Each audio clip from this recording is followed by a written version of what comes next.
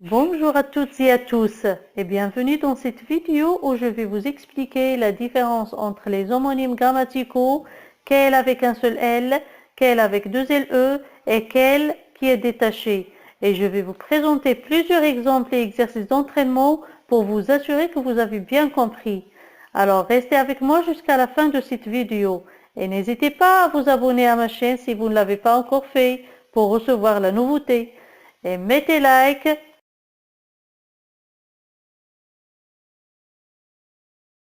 Alors, qui peut lire les mots suivants?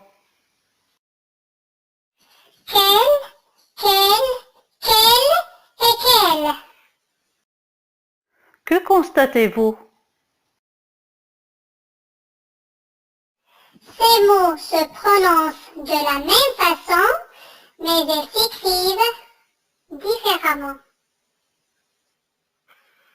Alors, comment appelle-t-on ces mots?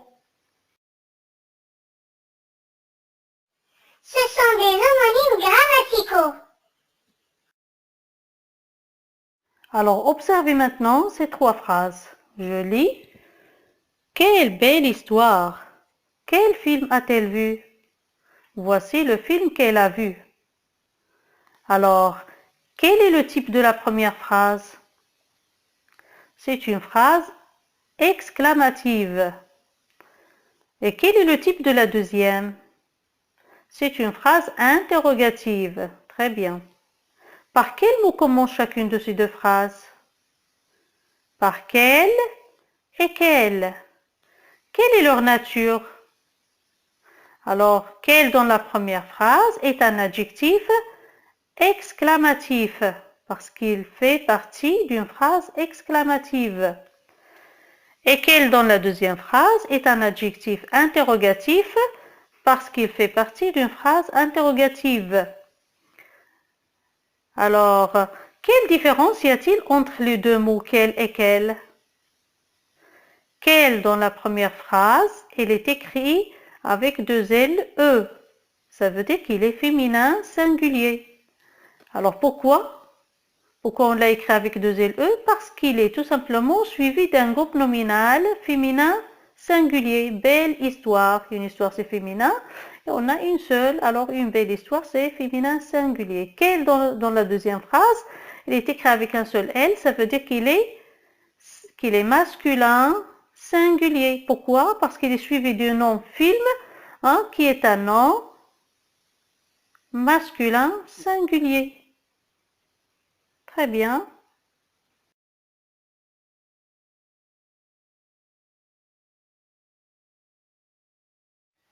Alors passons maintenant à la dernière phrase. Voici le film qu'elle a vu. Alors quel dans cette phrase est formé de combien de mots? Il est composé de deux mots. Très bien. Alors ils sont de quelle nature?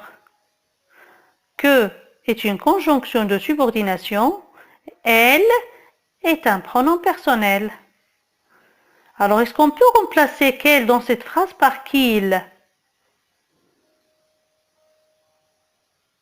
Voici le film qu'il a vu. Alors qu'est-ce que vous constatez? Bien sûr, le remplacement est possible.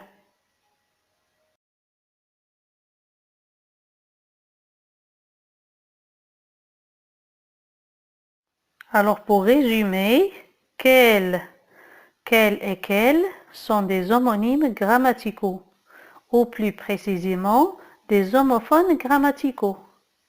Quel qui est écrit sous forme d'un seul mot est un adjectif interrogatif ou bien exclamatif. Il prend le genre et le nombre du nom auquel il se rapporte. Alors je vous explique dans ce tableau. Alors il peut être masculin singulier lorsqu'il est écrit avec un seul L. Alors voilà deux exemples. Quel album préfères-tu? Il est là un adjectif interrogatif. Masculin singulier. La deuxième phrase. Quel magnifique album! Alors ici dans cette phrase, il est un adjectif exclamatif masculin singulier. Il peut être aussi masculin pluriel lorsqu'il prend LS à la fin. Alors, des exemples. Quel chanteur français connais-tu? Alors ici dans cette phrase, quel est un adjectif interrogatif masculin pluriel? Parce qu'il fait partie d'une phrase interrogative. Quel chanteur français connais-tu? La dernière phrase. Quel chanteur? Quel chanteur? Alors ici, c'est une phrase exclamative. Alors, quel ici est un adjectif exclamatif masculin pluriel. Passons maintenant au cas du féminin singulier. Alors, elle est féminin singulier lorsqu'il est écrit avec deux LE. Quel avec deux LE. Quelle chanson préfères-tu? Quelle belle chanson! Alors, les deux natures. Le dernier cas, c'est le cas d'un féminin pluriel. Quel avec deux LES. Alors, des exemples.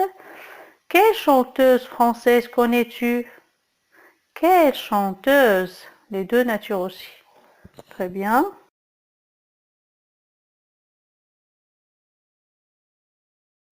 Pour quel qui est détaché, il est composé par la conjonction de subordination que et du pronom personnel elle. Quel peut être remplacé par qu'il. Voilà un exemple. J'aimerais qu'elle chante en français. On peut remplacer qu'elle par qu'il en disant j'aimerais qu'il chante en français.